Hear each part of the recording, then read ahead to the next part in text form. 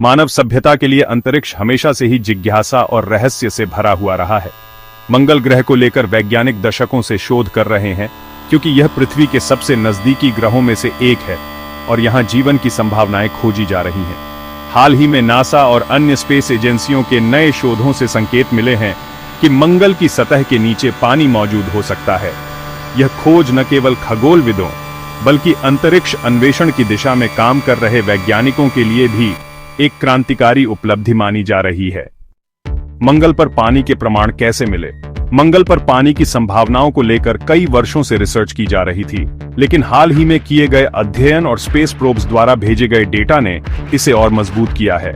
यूरोपीय अंतरिक्ष agency ESA और नासा के ऑर्बिटर्स ने मंगल की सतह के नीचे तरल पानी के बड़े भंडारों के संकेत दिए हैं। यह खोज मुख्य रूप से मंगल के दक्षिणी ध्रुवीय क्षेत्र में की गई है, जहां बर्फ की परतों के नीचे पानी के अंश होने की संभावना जताई जा रही है।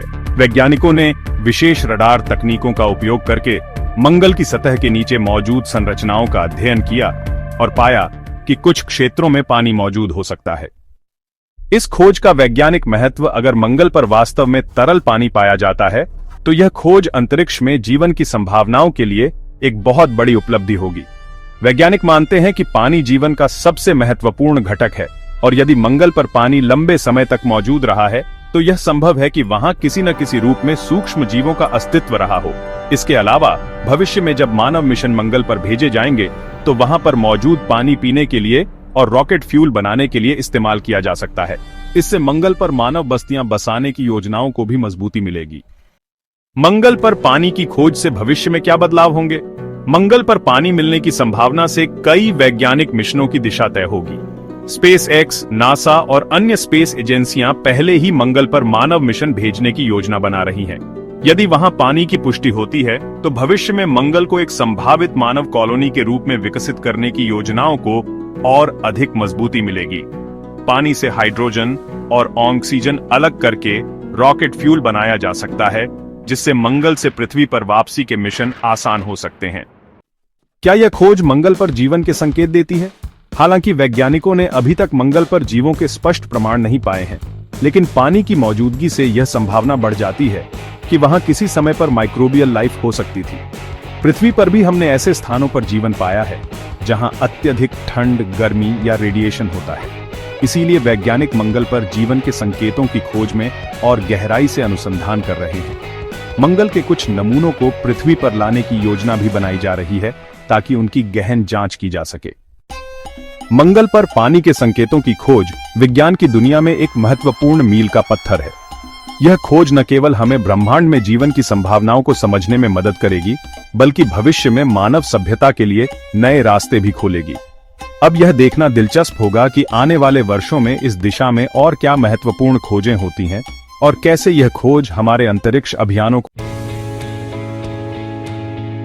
रशिया यूक्रेन वॉर अभी भी जारी है और इसका कोई अंत नहीं दिख रहा। दोनों साइड्स एक डेडली पकादमेन है और कोई क्लियर विक्टर नहीं उभर रहा है। यह कॉन्फ्लिक्ट हजारों लोगों की जान ले चुका है और लक्ष्य को घर से बेघर कर चुका है। शहर खंडहर में बदल गए हैं और ह्यूमैनिटेरियन क्राइसिस हर दिन और गहरा होता जा रहा है।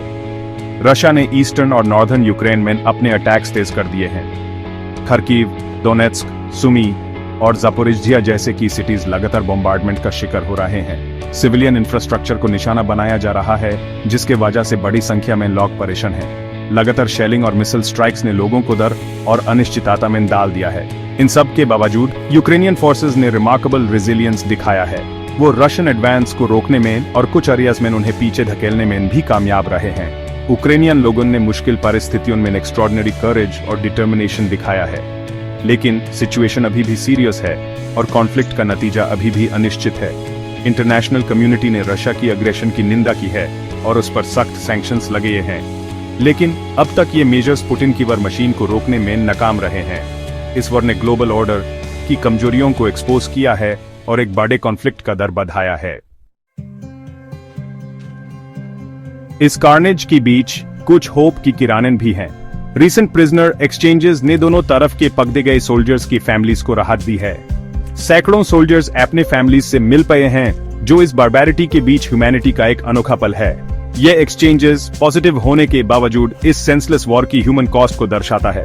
हालांकि डिप्लोमेटिक सोल्यूशन ढूंढने की कोशिशें अटक गई हैं। रशिया और यूक्रेन के बीच पीस टॉक्स टूट गए हैं और दोनों साइड्स इसके लिए एक दूसरे को जिम्मेदार ठहरा रहे हैं। रशिया अभी भी यूक्रेन के सरेंडर और अपने टेरिटोरियल क्लेम्स को मनाने की मांग कर रहा है। दूसरी तरफ यूक्रेन अपनी सॉवरेंटी और टेरिटोरियल इंटेग्रिटी पर अड़ा है। इंटरनेशनल कम्युनिटी ने सीज फायर और नेगोशिएशंस दोबारा शुरू करने की अपील की है, लेकिन अब तक इन अपील्स का कोई असर नहीं हुआ है। जमीनी हकीकत में एक और सीरियस बात न्यूक्लियर वॉर का बढ़ता खतरा है। रशिया के बार बार न्यूक्लियर थ्रेट्स ने पूरी वर्ल्ड में हडकंप मचा दिया है। न्यूक्लियर एस्केलेशन की पॉसिबिलिटी चाहे कितनी भी कम क्यों ना हो, एक स्केरी थॉट है। वर्ल्ड ब्रीथ रोक देख रही है और होप कर रही है कि विजडम की जीत होगी। इंटरनेशनल कम्युनिटी ने रशिया की इररिस्पॉन्सिबल रेटरिक की निंदा की है और अगर वो न्यूक्लियर हेड पार करता है तो सीरियस कॉन्सिक्वेंसेस की चेतावनी दी है। यूनाइटेड स्टेट्स और उसके नेटो अलीज ने अपनी टेरिटोरी और इंटरेस्ट की प्रोटेक्शन करने का वादा किया है, लेकिन यूक्रेन में डायरेक्ट मिलिट्री इंटरवेंशन से इनकार कर दिया है।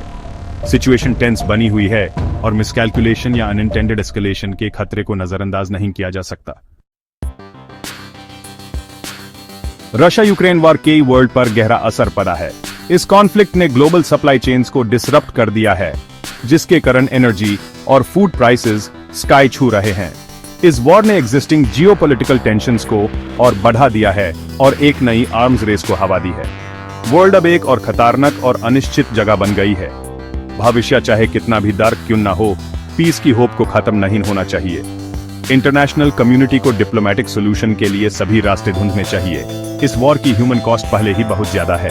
वर्ल्ड यूक्रेन को टूटता देखकर चुप नहीं रह सकती। यूक्रेन और वर्ल्ड के भले के लिए पीस की एफर्ट लगातार होनी चाहिए। तो आइए शुरू करते हैं संयुक्त राज्य अमेरिका और जापान से।